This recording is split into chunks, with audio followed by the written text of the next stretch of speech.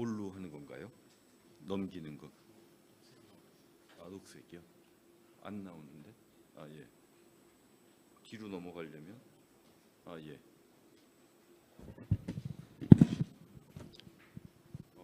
그냥 들고 다니는 마이크는 없나요?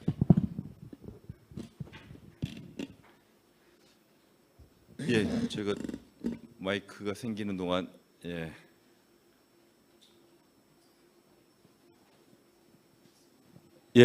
예, 감사합니다. 방금 소개받은 저 서울대학교 전기정보공학부의 홍성수라고 합니다. 제가 오늘 준비한 내용은 여러분들이 좀 생소하실 것 같은데 소프트웨어 디파인드 비어클이라고 하는 내용이 되겠습니다. 자동차 산업과 그리고 IT 산업, 특히 소프트웨어가 결합된 그런 형태가 되겠고요. 제가 주로 이 소프트웨어 디파인드 비어클은 일반인들은 잘 모르시고 자동차를 업으로 하고 계시는 분들한테는 굉장히 중요한 트렌드가 됩니다. 특히 현대자동차의 탑 매너지먼트에서 엄청나게 드라이브를 하고 있어가지고 한국이 뭐 이 개념을 한국이 처음 고안한 건 아니지만 이제 선도하고 있는 분야고 미래에 굉장히 유망한 분야라고 생각을 합니다. 예, 오늘 컨퍼런스의 큰 팀이 내년도의 IT를 전망하는 건데 제가 자동차 하는 분들한테는 많이 강연을 했었는데 오늘 오신 분들은 어떤 오디언스인지 잘 모르겠네요. 저기 실내를 무릅쓰고 한번 저기 제일 앞에 있는 검은 옷을 입은 분은 어떤 일을 하고 계세요?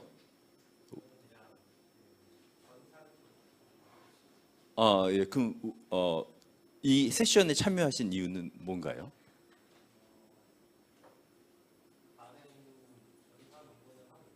예, 예, 예, 잘 알겠습니다. 혹시 그 뒤에 계신 분은 어떤 일을 하고 계세요? 예, 예, 예.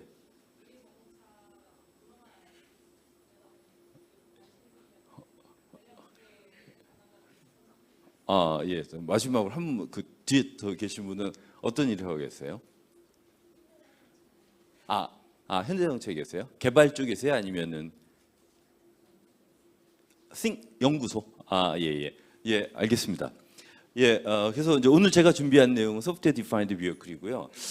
제가 원래 테크니컬한 내용을 좀 많이 준비했는데 보니까 그거보다는 이제 전망을 얘기하는 게 좀 좋을 것 같아요. 그래서 얘기를 좀 부드럽게 시작하도록 하겠습니다. 요즘에 IT 분야에서 테크놀로지 트렌드는 뭐 여러분들 잘 느끼시겠지만 굉장히 빠르게 변화하고 있거든요. 그게 한 가지 특징이고 두 번째는 뻥이 되게 많아요. 제가 속되게 얘기하면 그러니까 과장과 거짓이 되게 많죠. 테크놀로지 하이프이라고 뭐 전문적으로 이야기를 합니다. 예, 여러분들은 전기 자동차를 어떻게 생각하세요? 전기 자동차가 출발할 때만 해도 사람들이 많은 의구심을 갖고 있었는데 테슬라가 가능성을 보여줬죠. 그런데 이제 저랑 친한 자동차 쪽 하시는 분들은 전기 자동차는 우리는 오래 못 갈 거다라고 예상을 했었거든요. 근데 여러분이 유로피언 유니언이라든가 뭐 이런 특히 이제 온난화의 어떤 기후 변화에 민감한 국가들은 2030년, 2035년이면 내연기관 차량을 아예 금지시키겠다라고 얘기를 하죠. 그리고 전기 자동차는 친환경 자동차다라고 이야기를 합니다. 근데 여러분 동의하세요? 전기 자동차가 주행 중에는 CO2를 전혀 배출하지 않지만 전기를 생산하거나 배터리가 생산되는 과정도 폐기되는 과정에서 어마어마한 공해 물질이 나오거든요. 근데 왜 유럽 사람들은 그거를 제로 카본 비어클이라고 얘기하나 좀 납득이 잘 되지 않습니다. 그리고 그래서 저는 어떻게 생각했냐면 전기 자동차가 너무 많이 퍼져가지고 충전 시스템이 부족하게 되면 그럼 분명히 소비자들이 불편을 느껴서 슬로우 다운 될 것이다라고 생각을 했고, 그다음에 이제 폐배터리가 쏟아져 나와서 물론 그걸 재활용하겠다, 뭐 ESS 같은 그런 얘기도 하고 있지만 그게 환경에 부담이 되는 것이 눈에 보이면 분명히 이제 페널티가 올 거다. 그다음에 배전이라든가 발전의 어떤 용량 제한 같은 것들이 생기면, 그래서 저랑 이제 뜻을 같이 하는 분들은 아마도 지금은 내연기관 자동차를 한다고 하면은 지구에 엄청나게 해를 끼치는 그런 나쁜 집단으로 사람들이 얘기를 하지만 오히려 굉장히 고효율의 내연기관 엔진, 작은 내연기관 엔진과 전기 모터를 가지고 있는 하이브리드 자동차가 전기 자동차보다 더 친환경적일 것이다. 왜냐하면 에너지 효율이 높으니까요. 그렇게 불과 한 2, 3년 전에 예약했거든요. 그래서 대세는 테슬라의 주가가 엄청나게 올라가면서 다 전기 자동차 얘기를 했죠. 근데 벌써 세츄레이션이 되어가고 있고 슬로우 다운이 나타나고 있습니다. 그래서 제가 요즘에 느끼는 거는 기술보다는 이런 테크놀로지 트렌드의 변화가 너무 빠른 것 같아요. 그리고 그 빠른 변화를 타고 거짓을 얘기하는 사람들이 굉장히 많습니다. 그래서 여러분들이 아무래도 이 컨퍼런스의 주제가 산업 전망이니까 그런 거를 인식할 수 있다면 좋은 기회가 되지 않을까 합니다. 아마 여러분들 현대자동차에서 오신 분 빼놓고는 소프트웨어 디파인드 비어클의 테크니컬한 내용을 잘 이해하시기도 쉽지 않을 것 같아요. 그럼에도 불구하고 설명을 드리도록 하겠습니다. 먼저 소프트웨어 디파인드 비어클이라는 단어는 여러분의 굉장히 생소한 단어일 거예요. 저도 이 단어를 처음 들었을 때는 약간 혼동을 했습니다.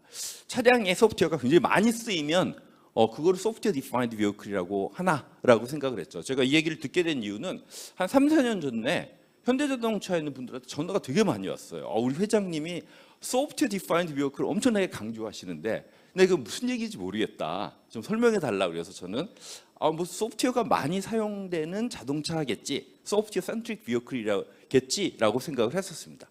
근데 그게 아닌 거죠. 왜냐하면 이미 20년 전부터 벤츠 S클래스 500 그런 고급 승용차에는 1억 줄 이상의 소프트웨어가 사용되었거든요. 여러분이 쓰시는 리눅스 같은 오퍼레이팅 시스템, 윈도우즈 같은 오퍼레이팅 시스템에 어마어마하게 방대한 소프트웨어 시스템인데 기껏해 4천만 라인이거든요. 차량에 1억 줄, 요즘은 더 이상 사용되고 있죠. 그래서 소프트웨어 센트릭한 자동차가 소프트웨어 디파인드 비어클이 아니다라는 거죠. 그럼 뭐냐? 소프트웨어 디파인드 비어클이라는 것은 자동차의 기능을 소프트웨어가 결정한다, 소프트웨어가 정의한다라는 것입니다. 근데 기능이라는 단어가 한국말로는 하나밖에 없는데 영어로는 피처와 펑션이 있어요. 여러분이 이 두 가지를 구별하는 것이 굉장히 중요합니다. 피처는 뭐냐? 피처는 소비자의 관점입니다.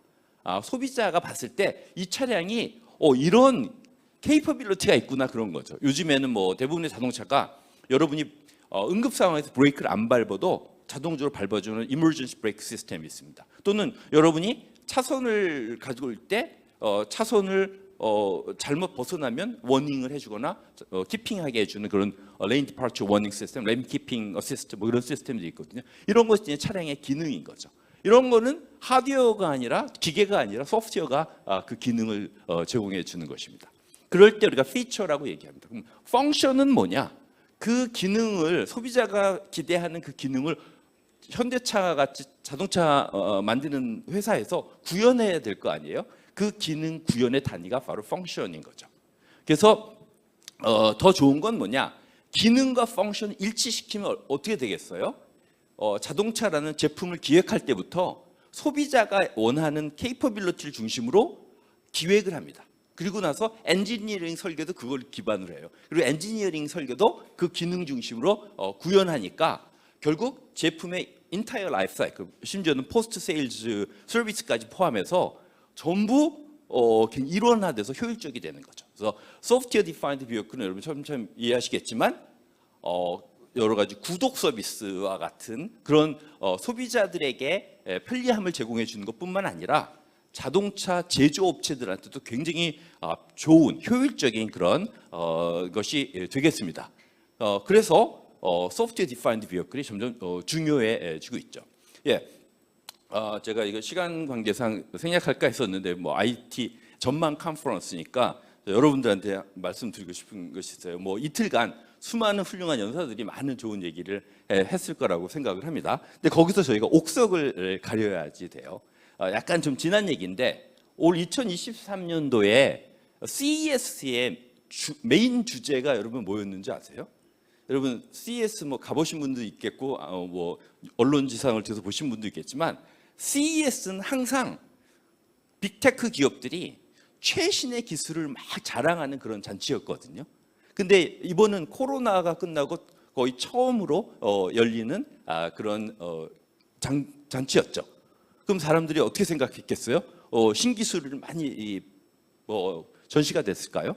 물론 신기술이 많이 나왔습니다. 요즘은 또 CES에 자동차 회사들이 많이 참여하는데 BMW가 일렉트릭 잉크라는 거를 냈습니다. 뭐 여러 가지 그 사람과 자동차 간의 인터랙션을 개선하는 여러 가지 그 어떤 그 기능 중에 하나로 제시했는데 전압을 가해서 자동차의 페인트 색깔을 바꾸게 하는 그런 기술이에요. 뭐 굉장히 어려운 기술이죠. 그런데 올해 그 CES에서 가장 각광을 받았던 기업은 그런 하이텍 기업인 BMW가 아니라 그 존 디어라고 하는 농기구 회사가 가장 각광을 받았습니다. 왜 그런가 한번 생각을 해보죠. 올해는 코로나를 마치고 어떻게 알았는지 또 눈치가 굉장히 빠른 그 대기업들은 그 메이저 전시를 하지 않았습니다. 걸러가는 해였어요. 한국에서도 삼성전자도 큰 전시하지 않았고 그 다음에 뭐라고 할까 현대자동차도 저 전시회를 하지 않았습니다. 그리고 그 다녀온 분들에게가 일단 저 중국 회사들이 없고 그 외에 한국 회사들이 많이 보여서 우리가 이제 중국을 이제 압도한 것 같다 뭐 이렇게 얘기를 했는데 그건 중국 회사들이 참석을 안 해서 그런 겁니다. 왜냐하면 디지털 요즘 디리스킹이라고 해요. 중국하고 멀어지고 있잖아요. 미국하고 그런 거죠. 그렇지만 뭐 삼성이나 현대자동차는 어떻게 이렇게 알았는지 뭐 이렇게 큰 전시를 하지 않았습니다. 올해는 뭐냐? 새로운 기술을 만드는 것보다는 그 있는 기술을 좀 더 효과적으로 활용하자가 키였습니다. 뭐에 효과적으로 활용하냐? 지구가 지금 겪고 있는 심각한 문제를 우리가 테크놀로지로 돈 벌고 사람들이 편하게 사는 데만 쓰지 말고 지구의 문제를 극복하는 데 쓰자라고 했습니다. 그래서 Human Security for All이라는 것이 핵심이었어요. 그래서 뭐 Security라는 Human Security라는 것은 뭐 여러분 잘 우리가 겪는 거죠. 뭐 숫자원 부정 문제, 에너지 문제, 환경 오염 문제, 그다음에 뭐라고 할까 온난화 문제. 어제도 뭐 남쪽 지방은 11월인데 31도가 됐다고 어제 엄청 덥더라고요. 뭐 이런 거를 우리가 이제 테크놀로지로 한번 해결해 보자 이런 것이 되겠습니다. 이제 그런데 왜 존 디어가 주목을 받았냐? 존 디어가 작년에도 출품했고 올해도 출품했거든요. 그러면서 존 디어의 존 메이라고 하는 그 회장님이 기조연설을 했습니다. 그래서 굉장히 주목을 받았어요. 이분의 기조연설의 핵심 키워드가 뭐냐면 real purpose, real technology, real impact입니다. 그러니까 가짜 기술, 그러니까 진짜 목적이 있어야 된다는 거죠. 이런 굉장히 공익적인 목적, 우리가 겪고 있는 그런 지구적인 문제를 해결하겠다, 뭐 그런 거, 아니면은 뭐 소비자들의 정말 절실한 어떤 욕망을 필요성을 만족시켜준다, 뭐 이런 거가 되겠죠. 리얼 테크놀로지는 말로만 해서 되는 게 아니라 진짜 실현 가능한 기술로 하자는 거죠. 그 다음에 리얼 임팩트가 있어야 된다, 이런 것입니다. 그럼 존 디어가 뭐를 했느냐? 자율주행 트랙터를 했습니다. 이 자율주행 트랙터니까 말 그대로 자율주행 하면서 다니는 거죠. 그러면서 AI 비전 기술로 이제 그 파종한 그런 어떤 어린 그런 그 식물들, 걔네들한테 물을 착착 줍니다. 비료도 착착 줘요. 그리고 제초 같은 것도 레이저로 막 하고 뭐 그런 겁니다. 별로 대단하지 않잖아요. 자율주행, 완전 자율주행 자동차를 가지고 길거리에 나가서 사고 없이 사람도 안 다치게 하고 다니게 하는 풀 셀프 드라이빙, 이건 어마어마하게 어려운 기술입니다. 사실상 거의 불가능해요. 최소한 지금 이 시점에서는. 그런데 얘는 그냥 일직선으로 밭고랑을 다니면서 자기가 원하는 식물만 파악하면 됩니다. 굉장히 구현 가능한, 굉장히 기술 수준이 낮은 AI 기술이 있으면 되는 거죠. 근데 이게 뭐가 대단하냐? 이렇게 식물을 인식을 해서, 플란트를 인식해서 물을 주면 농사를 지면서 버려지는 물의 한 70%를 절약할 수 있다고 해요. 그리고 엄한 고랑에다 물 주는 게 아니라 그 식물에다가 주니까. 그다음에 제초제라든가 페트리사이드 이런 뭐 농약 같은 것도 거의 90%를 줄일 수 있고 뭐 이렇다는 거죠.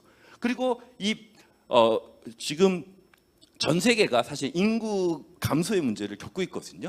그럼 인구가 줄면 제일 먼저 구인난에 시달리는 게 어디겠어요? 레이버가 많이 필요한 거죠. 농업도 마찬가지입니다. 미국도 마찬가지예요. 그러면은 이제 그저 어마어마한 밭을 일구는 농사를 짓는 분들은 태블릿 갖고 촉촉촉 하고 얘만 구동시키면 되거든요. 게다가 이제 GPS 같은 걸 위해서 정확히 로컬라이제이션도 하고. 그러니까 그냥 완전 자율주행을 해가지고 우리가 막 이렇게 다니겠다. 그거는 사실은 현실성이 없습니다. 그런데 이런 존 디어의 기술은 주목을 받았다는 거죠. 그래서 점점 저는 이 트렌드가 중요하다고 생각합니다. 지금까지는 기술을 위해서 반짝거리는 기술을 이용해서 뭔가 블러핑을 해가지고 뭔가 이렇게 어떤 리얼 임팩트를 만들지 못했었는데 이제 점점 어떤 핵심 기술을 찾는 것을 가자 뭐 이런 얘기가 되겠죠. 그래서 존 디어는 어떻게 돼 있냐? 굉장히 잘하고 있습니다. 레비뉴도 성장하고 있고, 그다음에 그 주가도 많이 뭐 이렇게 뛰고 있는 걸 우리가 볼 수 있겠죠. 이제 갑자기 이제 농기구 얘기를 했으니까 이제 자동차 얘기로 돌아와야 되겠죠. 자동차는 어때요?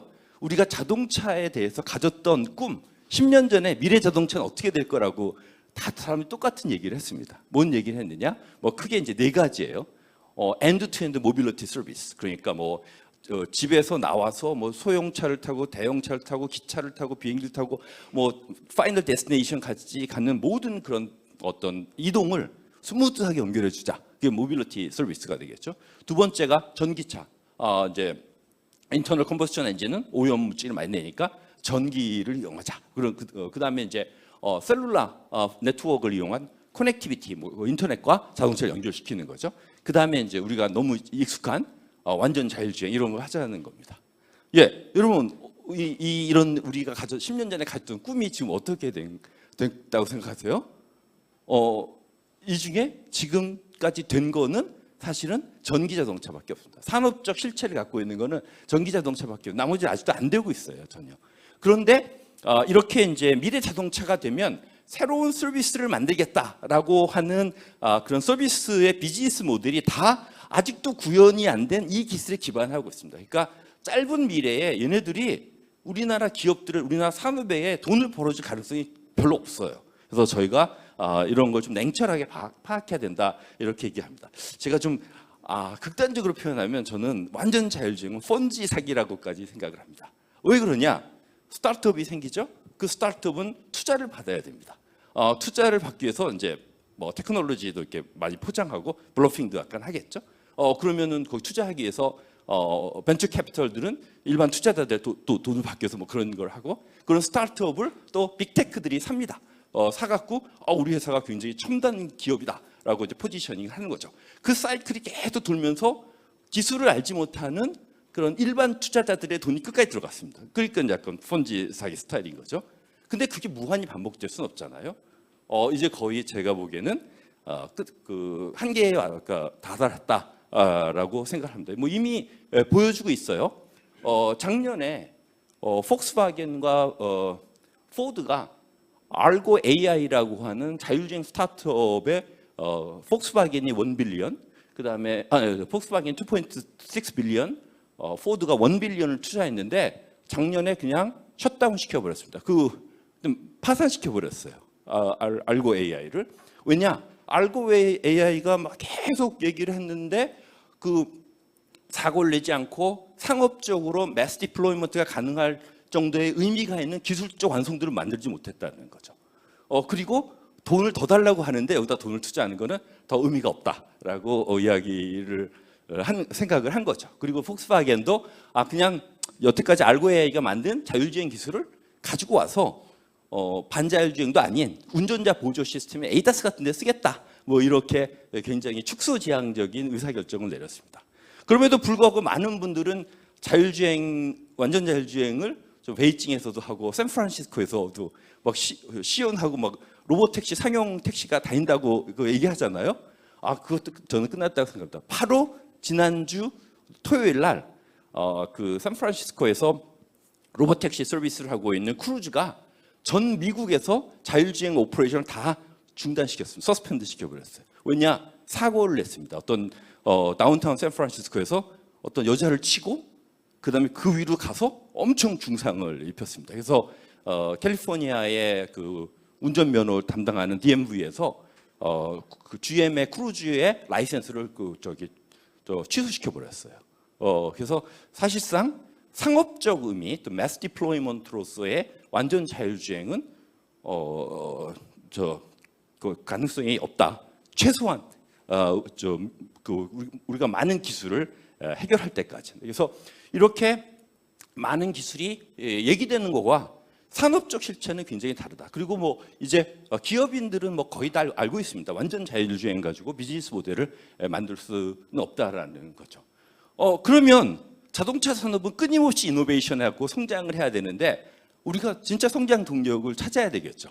그 성장 동력이 무엇일 것이냐라는 거죠. 그래서 진짜 테크놀로지 이네이블러를 찾아야 되는 거죠. 마치 자율주행을 가지고 엄청나게 많은 이야기를 했지만 그거에 대한 결실을 맺고 레비뉴를 창출한 거는 자율주행 농기계 회사였다. 뭐 이런 거랑 비슷한 얘기가 되겠습니다. 그래서 우리가 어떤 비즈니스 레비뉴 제너레이터를 만들려면 테크놀로지 이네이블러가 필요한데 그 테크놀로지 이네이블러는 이 모빌리티 산업을 실존하게 하는 구체성이 필요합니다.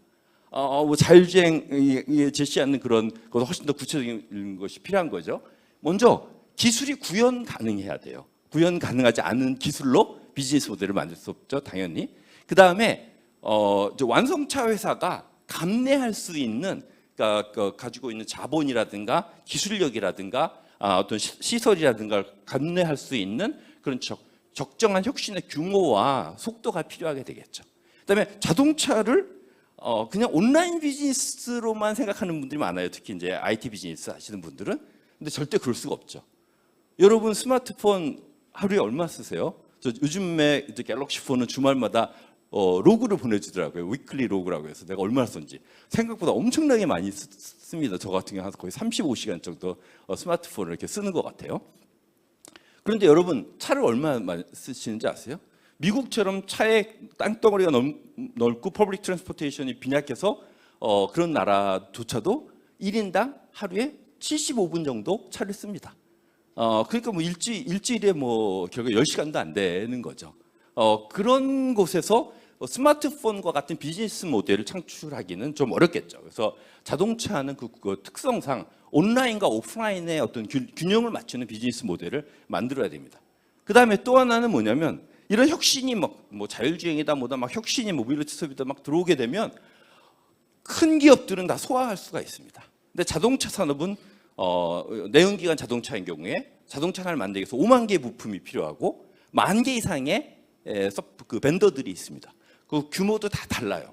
이런 벤더들이 다 자동차 산업의 스테이크홀더들인데 그 각각의 벤더들이 무엇을 함께 해야 이런 혁신을 이뤄나갈 수 있는가에 대한 명확한 그 실천 전략을 제시해줘야 되는 거죠. 그래서 그것이 있어야지 진짜 레비뉴 제너레이터가 되는 테크놀로지 이네이블러가 되겠죠. 저는 그게 소프트웨어 디파인드 비어클이다라고 말씀을 드릴 수가 있겠습니다. 그래서 제가 과장하는 건 아니고 뭐 제가 과장할 이유도 사실 없지만 소프트웨어 디파인드 비어클은 존 디어의 그 뭐죠? 자율주행 그 트랙터처럼 실존적인 어떤 레비뉴 창출이 가능한 그런 테크놀로지가 되는 겁니다. 예, 그러면 여러분이 오늘 뭐 소프트웨어 디파인드 비어클에 대해서 처음 들어보신 분도 있을 것 같은데 그 현실은 어떻게 됐느냐, 산업적 존재는 있느냐, 다가오고 있습니다. 그래서 이건 굉장히 지금 얼리 스테이지의 서비스지만 소프트웨어 디파인드 비어클이 해줄 수 있는 가장 중요한 건 뭐냐면 소위 말해서 구독 서비스를 해주는 거예요. 소프트웨어 디파인드 비어클 형태의 구독 서비스로 가장 성공적인 첫 번째 사례가 테슬라의 오토파일럿이 되겠죠. 그것 때문에 사실 자동차 업계가 많이 변화를 한 겁니다. 그럼 현대자동차가 굉장히 요즘에 리딩하고 있어요. 현대자동차가 뭘 하고 있냐? 기아, 특히 전기자동차인 EV9 홈페이지에 가면 기아 코넥트라고 하는 서비스가 있습니다. 거기에 가면 여러분들이 요즘엔 자동차 헤드램프가 전부 LED로 돼 있잖아요. LED 패턴을 여러분이 원하는 거를 넣을 수가 있어요. LED 패턴을 사서 넣을 수가 있습니다. 이거 한 방에 살 수도 있고 평생 이용하려면 18만 원을 내고 하는 거죠. 또 그보다 여러분 더 의미 있는 건 뭐냐? 원격 주차하는 거죠. 여러분 한국은 주차장이 작잖아요. 좁잖아요. 그래서 주차를 잘하면 내릴 수 없게끔 좁을 수도 있죠. 그럴 땐 내려서 이 버튼만 누르면 자기가 알아서 주차를 딱 해주는 거죠. 그럼 원격 주차 서비스를 여러분이 다운로드 받아서 쓸 수 있습니다. 한 방에 내시면 평생 50만 원 내면 쓰실 수 있고 달달이 쓰겠다 그러면 12,000원을 내시면 되는 거죠. 이와 같이 이미 소프트웨어 디파인드 비어클이 우리 곁에 슬슬 다가오고 있습니다. 고객한테 어필하는 거죠. 그리고 기아자동차가 요즘 현대 기아자동차 너무너무 잘해요. 이름도 되게 잘 지었습니다. 피처 온 디맨드라고 얘기를 했어요. 여러분이 요즘에 넷플릭스다, 뭐 SK 브로드밴드에서 뭐 영화 보고 그러는 걸 우리가 비디오 온 디맨드라고 하잖아요. IPTV에서. 그런 것처럼 피처 온 디맨드의 그런 명칭을 붙인 거죠. 그리고 그 모토도 훌륭합니다. 이 피처 온 디맨드를 통해서 언제 어디서나 원하는 만큼 플렉서빌리티, 각자의 취향에 맞는 퍼스널라이제이션, 또 제일 멋진 게 퓨처 프루프한 서비스를 제공해 주겠다. 기술이 바뀌면 소프트웨어로 되니까 소프트웨어를 동적으로 업데이트해가지고 여러분한테 계속 지속적인 멋진 서비스를 제공해 주겠다. 여러분이 써달라 뭐 이런 거죠. 이것이 바로 소프트웨어 디파인드 비어클의 가장 현실적인 상업적인 개념이 되겠습니다. 그래서 이런 소프트웨어 디파인드 비어클을 그 개념, 구독 서비스를 가장 쉽게 쓸 수 있는 것은 여러분이 아무래도 콘텐츠 같은 거겠죠. 자동차에서는 그런 거를 인포테인먼트 시스템이라고 하는데, 그런데 여러분이 원격 자율주행, 원격 주차에서 보다시피 제어 쪽에서도 쓰겠다라고 이야기를 합니다. 이건 뭐 이제 큰 이야기예요. 그 시간 관계에서 넘어가도록 하겠습니다.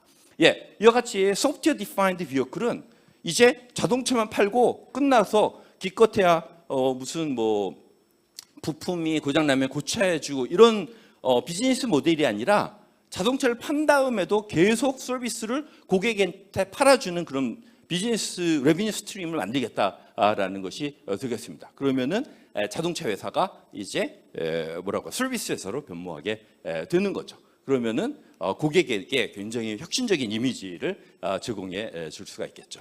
이것이 이제 소프트웨어 디파인드 비어클의 개념이 되겠습니다. 그래서 소프트웨어 디파인드 비어클은 완전 자율주행에 비해서는 굉장히 실현 가능한 기술에 기반을 하고 있다는 거죠. 그리고 벌써 이미 이제 상품화된 사례들이 있고요. 그러면은 왜 지금 이 시점에 SDV를 이야기하나를 한번 생각을 해보도록 하겠습니다. 이 SDV라고 하는 개념은 사실 한 2015년쯤에 나왔어요. 어디서 나왔느냐?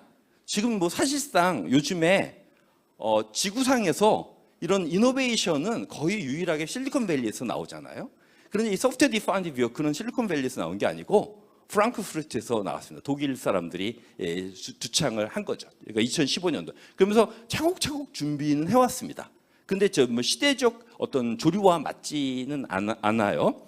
어쨌든 그렇게 이제 2015년도에 초기 아이디어가 나왔고 이제 슬슬 산업화, 그다음에 상품화되는 상황에 있고 거기서 현대자동차가 굉장히 빠르게 움직이고 있습니다. 그러면 왜 2015년도냐? 그리고 왜 2023년도에 2024년도 산업 전망을 얘기할 때 SDV를 얘기하느냐? 뭐 우리 그 배경을 한번 살펴보도록 하겠습니다. SDV가 등장한 배경은 저는 개인적으로 4가지가 있다고 생각을 해요. 첫 번째는 제조업의 변화였습니다. 사실은 제조업의 트렌드는 20년 전에 변했거든요. 산업공학을 하신 분들은 아마 잘 아실 텐데 그 변화의 흐름이 뭐냐면 제조업의 서비스화입니다. 그러니까 프로덕트 서비타이제이션이라는 거죠. 그게 뭐냐? 옛날에는 제품만 팔고 끝났고 기껏해야 하드웨어 부품 교체해주는 AS만 했는데 이건 그런 것이 아니라 제품을 판 다음에 서비스를 창출해서 껴가지고 계속 파는 거죠. 그래서 궁극적으로 제품이 그 폐기될 때까지 전 과정에서 고객과 인터랙션하면서 비즈니스 모델을 만들고 그다음에 레비뉴 창출하겠다. 이런 것이 제품 제조업의 서비타이제이션입니다. 뭐 대표적인 게 타이어 회사들이 있죠. 옛날에는 타이어를 팔고 말았는데 요즘 어떻게 되느냐? 자동차 하시는 분은 알겠지만 타이어의 공기주입구에 보면 타이어 프레셔 모니터링 시스템이라고 센서가 있습니다. 그거를 통해서 타이어의 상태를 모니터링하고 그거를 클라우드 데이터 센터로 모으면 고객들이 지난 한 달 동안 어떤 주행 환경에서 주행했는지 다 알아요. 그다음에 타이어의 마모 상태까지 예측할 수가 있습니다. 그럼 거꾸로 그걸 추려서 고객이 인지하지 못하는 상태에 이제 연락을 하는 거죠. 고객님 타이어를 교환하는 것이 좋겠습니다. 뭐 이런 것이 서비타이제이션이 되겠죠. 이거가 이제 자동차 업계에 들어온 겁니다. 그럼 자동차 업계는 왜 다른 제조업에 비해서 20년이나 늦었냐? 자동차 업계는 여러분 잘 아시다시피 굉장히 보수적입니다. 왜냐면 타고 가다 사람이 죽으면 뭐 큰일 나잖아요. 토요타 리콜 사태 그 LA에서 그 일가족이 죽어가지고 토요타가 거의 한 15조 이상의 비용을 날렸습니다. 그러니까 굉장히 보수적일 수밖에 없는 거죠. 그런데 더 이상 보수적일 수 없는 거죠. 왜냐하면 테슬라 같은 회사가 치고 나가니까 그것이 이제 소프트웨어 디파인드 비어클 등장의 첫 번째 이유가 되겠고요. 두 번째는 이건 약간 기술적인 건데 차량에도 엄청난 소프트웨어가 돌잖아요.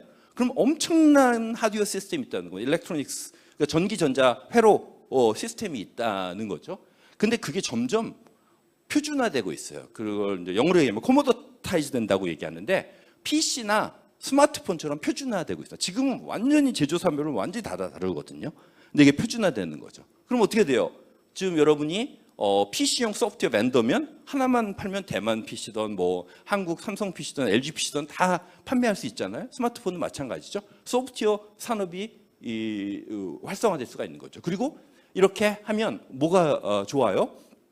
자동차 제조업체 입장에서도 점점 하드웨어의 가격이 떨어지게 되죠. 오프 더 쉘프 그 컴포넌트 사다가 표준화된 공정으로 조립하면 되니까 이게 두 번째가 되겠습니다. 그걸 이제 전문적인 용어는 센트럴라이즈 존얼 아키텍처라고 하는데 이거 설명한 것도 시간이 많이 걸리기 때문에 여러분한테 그냥 개념만 설명드리도록 하겠습니다. 그다음에 세 번째가 자동차에 인터넷 프로토콜이 들어왔다는 겁니다. 이게 무슨 얘기냐?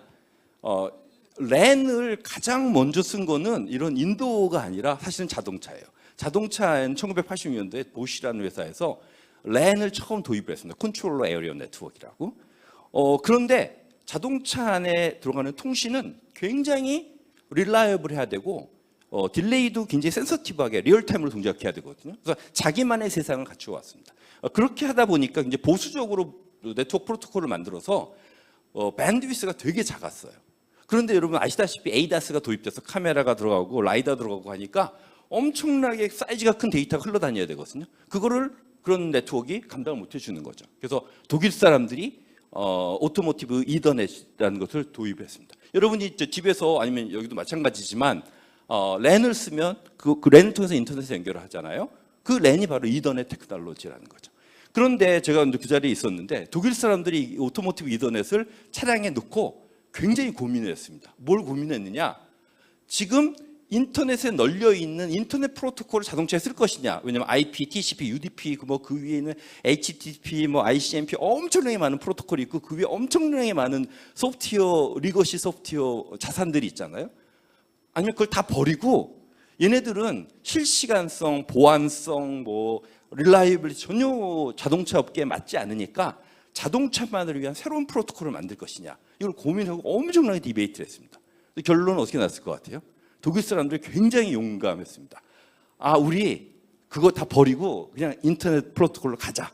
그리고 우리가 원하는 요구사항은 차츰차츰 해결하자. 이렇게 된 겁니다. 그래서 결과가 어떻게 됐느냐? 갑자기 차량에 인터넷이 도입이 된 겁니다. 이게 어떤 느낌이냐면 제가 뒤에 슬라이드를 준비했는데 제가 좋은 슬라이드를 못 찾아갖고 이런 느낌입니다. 그러니까 어떤 외딴 섬이 연육교가 없어서 전기가 안 들어왔어요. 근데 육교가 생기고 거기에 전기가 확 들어온 거예요. 그래서 섬이 갑자기 확 밝아지는 그런 거죠.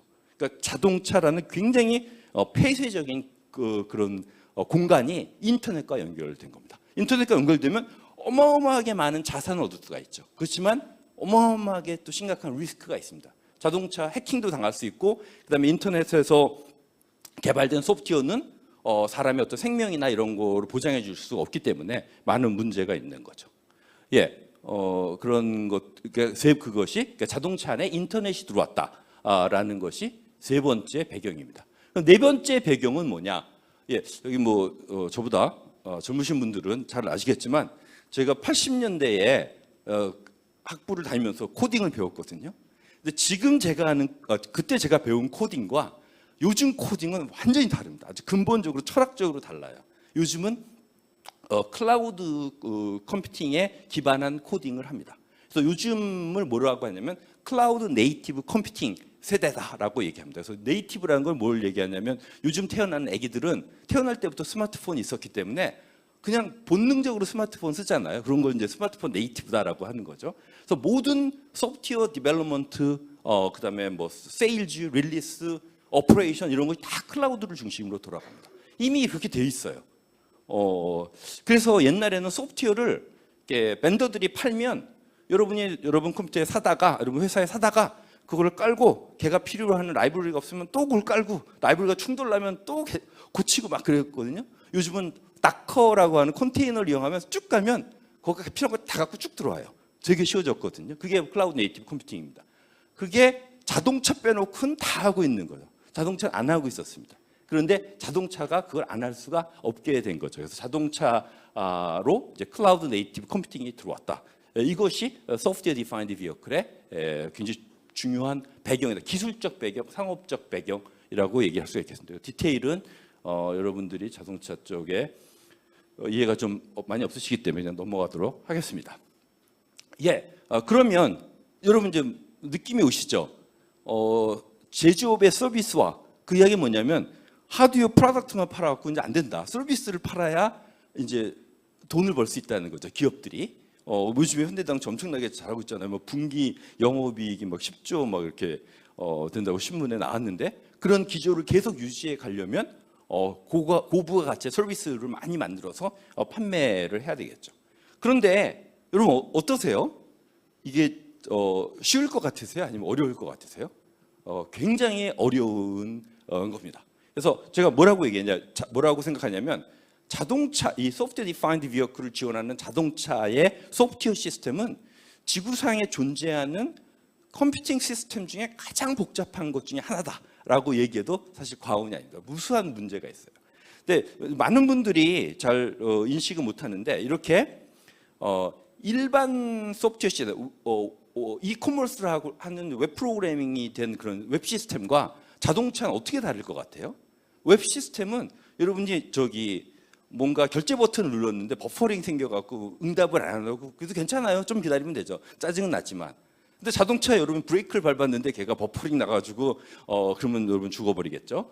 그러니까 두 개가 차원이 다릅니다. 그래서 자동차는 무조건 기능이 정상적으로 동작해야 될 뿐만 아니라 제때제때 컨트롤 시그널이 탁탁탁탁 가야 되거든요. 이 두 가지를 만족하는 게 사실 굉장히 어렵습니다. 그런데 여기서 자동차 하는 사람들이 또 착각하는 게 있는데 이 실시간성, 고객의 생명 보장 이게 제일 중요하다라고 생각하는데 또 그렇지는 않아요. 왜냐? 복잡하면서 리얼타임 시스템이거든요. 그게 뭐냐? 그러면 그런 시스템을 만들려면 여러분 먼저 시스템이 돌게끔 만들어야 됩니다. 그 다음에 밤을 새든 해갖고 안전한 시스템으로 만드는 거죠. 이게 이제 절차입니다. 그런데 제가 이 말씀 왜 드렸냐면 그 자동차 시스템이 이미 어마어마하게 복잡해서 걔를 돌게 만들게 하기 위해서는 자동차가 아닌 일반 IT 시스템을 설계할 때 우리가 개발한 기술들을 그냥 다 가지고 와야 돼요. 그래서 일단 돌게 만들어야 됩니다. 그 다음에 걔를 안전하게 만들어야 되는 거죠. 그런데 이게 이제 굉장히 어려운 문제다라고 우리가 이해를 할 수가 있습니다. 그래서 소프트웨어 디파인드 비어클은 어마어마한 비즈니스 베니핏을 창출하지만 문제가 뭐냐? 너무나 많은 소프트웨어 엔지니어링 테크놀로지 챌린지를 해결해야 된다 이렇게 얘기할 수가 있겠습니다.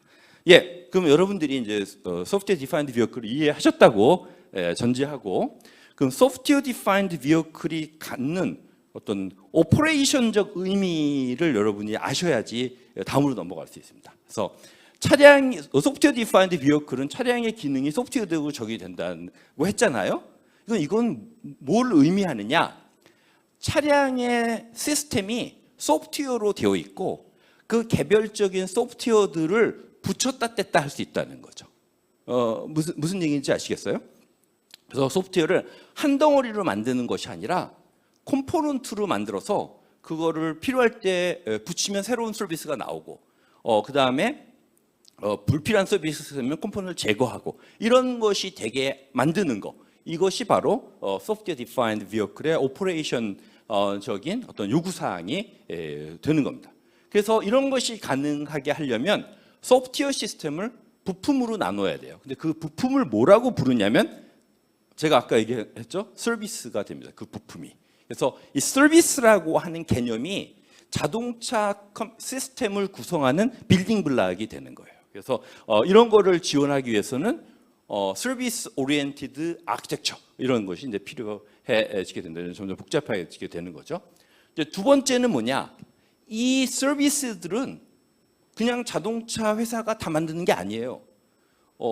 벤더들한테 제공을 받을 수 있습니다.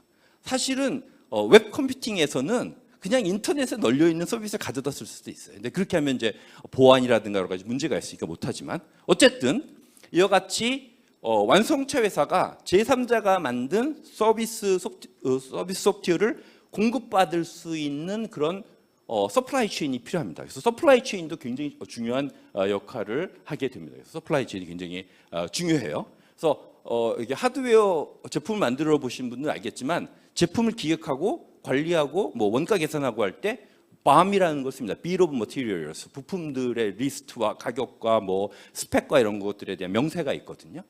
그런데 소프트웨어 BOM, 소프트웨어 Bill of Materials가 필요합니다. 왜 그러냐? 이건 시간 관계상 제가 짧게만 말씀드릴게요. 이런 겁니다. 요즘은 클라우드 네이티브 컴퓨팅이기 때문에 어느 소프트웨어 시스템도 오픈 소스를 사용하지 않는 시스템이 없습니다. 그래서 암암리에 상용 소프트웨어도 오픈 소스를 많이 써요. 그래서 들어가고 한참 들어가면 거기에 오픈 소스가 있습니다. 그런데 그 오픈 소스 그 모듈이 해킹을 당했어요.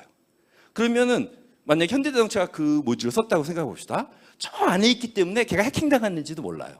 그러면 저 시스템이 취약해지는 거죠. 그럼 어떻게 되느냐? 그 만약에 소프트웨어 비로 머티리얼을 갖고 있고 거기에 디펜던시가 다 표시가 돼 있다면 그런 상황을 다 파악할 수가 있겠죠. 그래서 그런 서플라이 체인 이슈가 있습니다.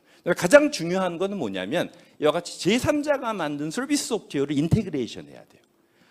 인테그레이션은 팩토리 플로우에서 다 통합하는 방법도 있지만 소프트웨어 디파인드 비어클은 기본적으로 무선 통신을 이용해서 고객이 차량을 인도받은 다음에 아무 때나 업데이트할 수 있어야 되기 때문에 동적 통합이 필요합니다. 그래서 소프트웨어 디파인드 비어클은 소프트웨어가 서비스를 단위로 구성이 되고 그것에 대한 인테그레이션이 동적으로 일어날 수 있다. 이것이 이제 오퍼레이션상의 그 특징이 되겠습니다. 그리고 그걸 가능하게 해주는 것을 서비스 오리엔티드 아키텍처라고 이야기합니다. 이 서비스 오리엔티드 아키텍처는 원래 웹 컴퓨팅에서 나왔습니다.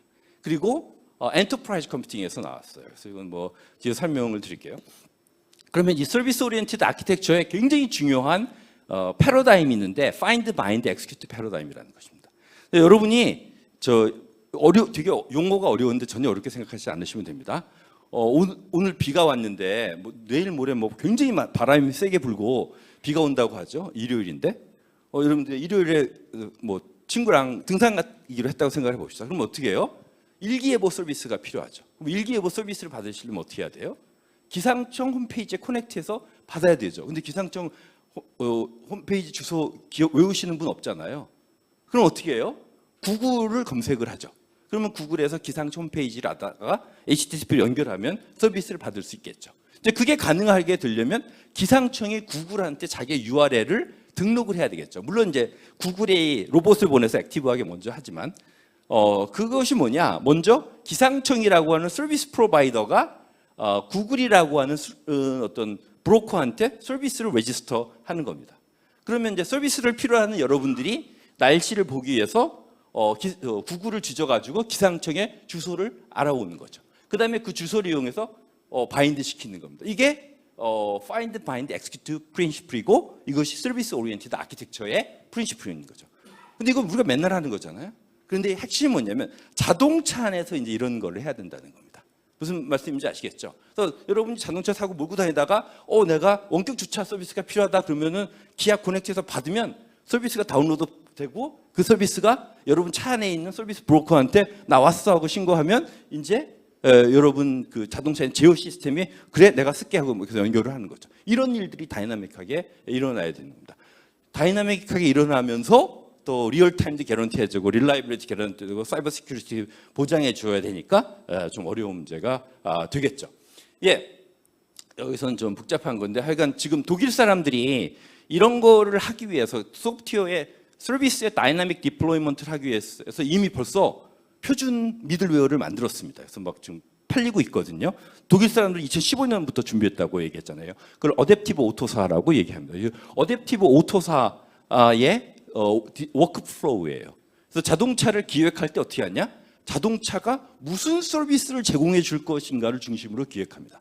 그래서 서비스가 자동차라는 회사, 자동차를 만드는 회사에서 고민해야 되는 서비스 퍼스트 클래스 엔티티가 되는 거예요. 서비스를 중심으로 자동차 회사가 돌아간다 그렇게 얘기할 수가 있겠습니다. 그리고 하드웨어 팀, 그다음에 네트워크 팀은 또 별도로 하드웨어도 구성하고 네트워크도 구성해서 하드웨어를 만드는 거죠. 그러면 그 서비스를 절차대로 착착착착 만들어가지고 이제 다이나믹 디플로이먼트하고 돌리게 하면 소프트웨어 디파인드 비어클이 구성이 되겠습니다.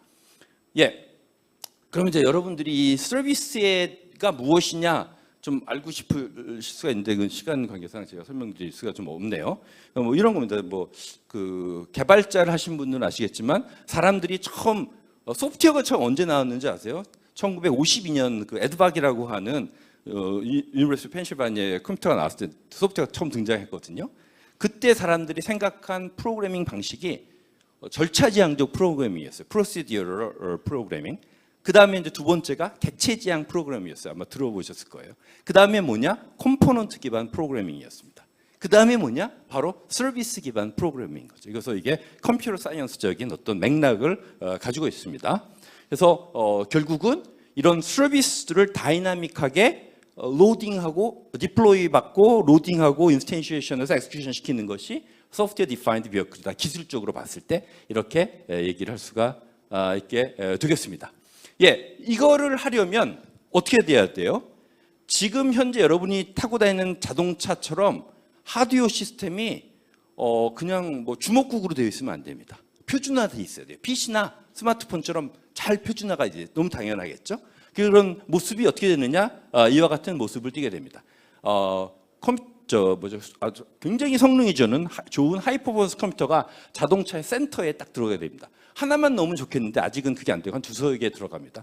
그 다음에 각자 자기의 존에서 또 컨트롤을 담당하는 조널 컨트롤러라는 것이 설치가 되고 이 조널 컨트롤러와 이 하이퍼포먼스 컴퓨터가 서로 오토모티브 이더넷에 의해서 연결이 되고 이 조널 컨트롤러가 그 앞에 있는 센서와 액추에이터를 연결하는 그런 구조가 되게 되겠습니다. 그래서 여러분이 자동차의 소프트웨어를 만드는 앱밴더가 되고 싶다. 그럼 옛날에는 이 센서가 어떻게 생겼는지 이 네트워크가 어떻게 생겼는지 다 알아야 되는데 이제 그럴 필요가 없죠. 그냥 이 하이퍼포먼스 컴퓨터에서 수행하는 그런 소프트웨어만 짜면 됩니다. 그래서 이런 구조가 돼야 소프트웨어 디파인드 비어클이 됩니다. 근데 이런 구조가 사람들이 쉽게 바뀔 거라고 생각을 했어요.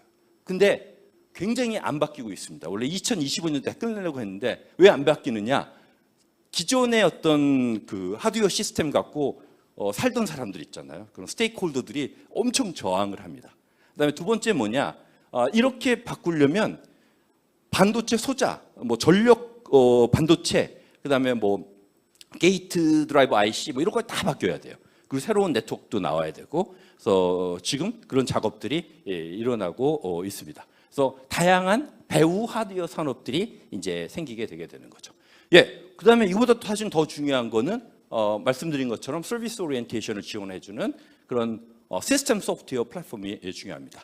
예, 아까 제가 이미 독일 자동차 회사들이 만든 게 있다고 하지 않았냐 했잖아요. 근데 거기서 독일 사람들이 실수를 했습니다. 그 독일 사람들이 만든 어댑티브 오토사는 오토모티브 네이티브 플랫폼이에요. 개방성이었습니다. 클라우드 네이티브 하지 않아요. 그래서 어떻게 하느냐? 이제 다커나 뭐 클라우드 컴퓨팅 좀 아시는 분 아시겠죠? 쿠버네티스 같은 이런 컨테이너 엔진 같은 거를 기반으로 해서 새로운 플랫폼을 만들고 있습니다. 근데 흥미롭게 독일의 플랫폼은 독일의 소프트웨어 플랫폼은 자동차 회사들이 만들었는데 이건 누가 만드냐? 암이 만들고 있습니다. 암이 소피라고 하는 플랫폼을 만들고 있고 이게 소피의 모습인데 흥미롭죠? 자동차 반도체 회사가 완성차 회사랑 싸우는 거죠. 그래서 바로 이제 결론으로 넘어가도록 하겠습니다. 예, 이런 것들이 어떤 영향을 주냐? 뭐 이거 들으면 여러분이 아마 그 뜨한 느낌을 받으실 수 있을 거예요. 먼저 서플라이 체인이 영향을 받는다고 했죠. 서플라이 체인이 자동차나 서플라이 체인이 엄청나게 변할 겁니다. 어떻게 되느냐? 현대차에서 근무하신 분은 잘 아시겠지만 그 10,000개 되는 회사가 피라미드 형태로 존재합니다. 그 제일 정점에 파라오 같은 절대 권력을 누리는 완성차 회사가 있어요. 뭐냐면 스펙도 결정할 수 있고 구매력도 가지고 있으니까. 그리고 그 왕은 아무나 못 만나죠. 티어 1 정도 돼야 만납니다. 티어 1은 완성차 회사만큼 큰 회사들이에요. 보쉬, 콘티넨트, 한국으로는 저기 뭐죠? 현대모비스나 만도 이런 급이죠. 그리고 이제 그 밑에 반도체 칩하는 회사들 이렇게 만납니다. 그래서 만도 모비스급을 티어 1이라고 해요. 그다음에 자동차 회사를 OEM이라고 합니다. 그리고 그 밑에 있는 게 이제 반도체 칩 납품하는 회사인데 그걸 티어 2라고 합니다. 그런데 여러분 뭐 쉽게 생각하겠지만 엔비디아가 더 힘이 세겠어요? 모비스가 더 힘이 세겠어요? 퀄컴이 더 힘이 세겠어요? 모비스가 더 힘이 세겠어요?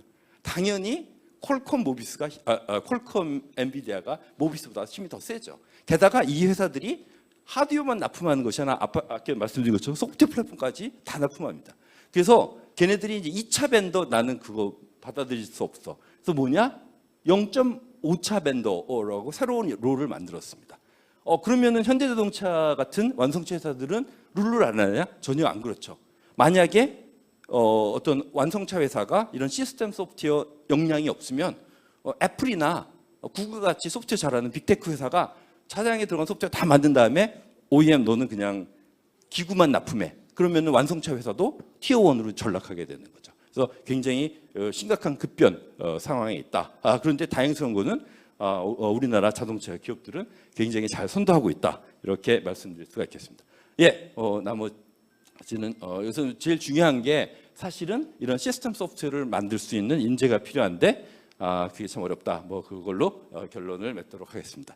제가 시간을 조금 초과해서 빨리 경청해 주셔서 대단히 감사합니다. 예, 감사합니다. 홍 교수님의 아주 열정 넘치는 강의 감사합니다. 혹시 질문 있으시나요? 시간 관계상 질문은 한 분만 받도록 하겠습니다.